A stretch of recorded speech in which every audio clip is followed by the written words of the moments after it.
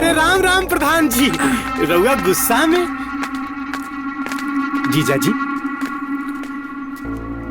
का बात बा प्रधान जी? किसनवा कहाँ बा? अब किशन तो कहीं गई बड़े। ए, जाके ढूंढ अंदर। जी प्रधान जी।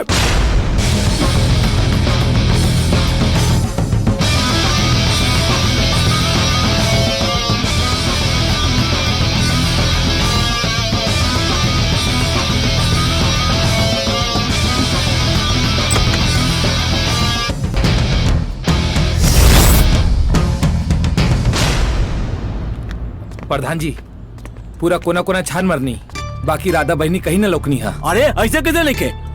हमार मुखबिरी गलत ना हो सके सरकार। राधा बिटिया यही जे बारी, मतलब यही जे बारी। हमार राधा कहाँ बिया? ली प्रधान जी, राधा रउआ के खुदे बुलावतिया। ऊ देखी। हैं? काहे मरला है?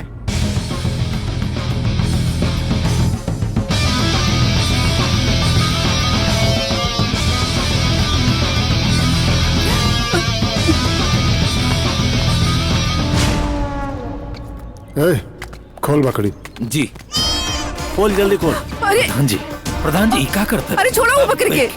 ये बकरी में हमरा लड़का के जान बसेला, छोड़ दिए खा के।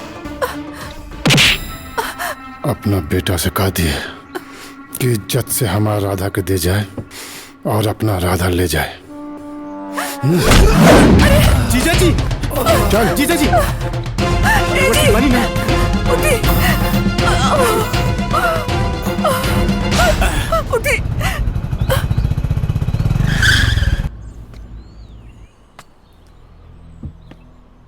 बाबूजी का भइल और ये चोट कैसे लगल? राधा खातिर। राधा का भइल? राधा के राधा के प्रधान ले गेले उठा के। प्रधान?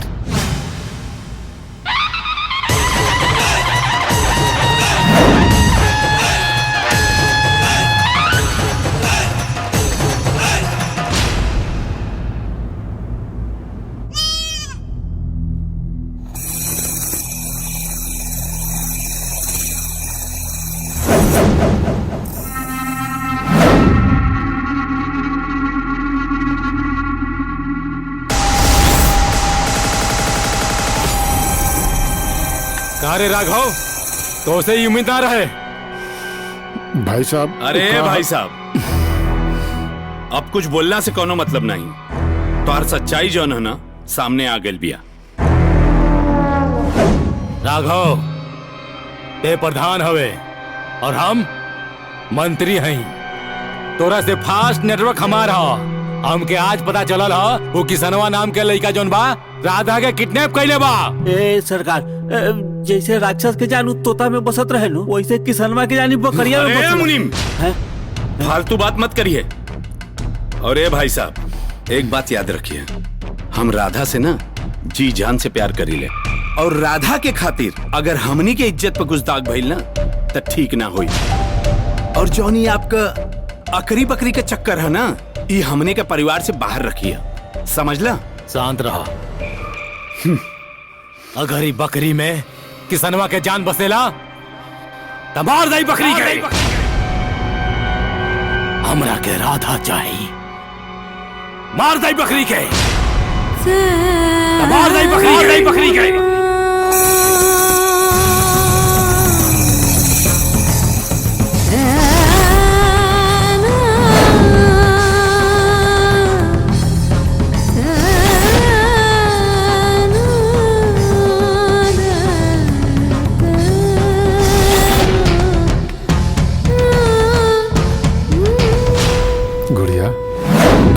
के तोहरा से वादा बा कि जीवन भर हम तोहार रक्षा करब।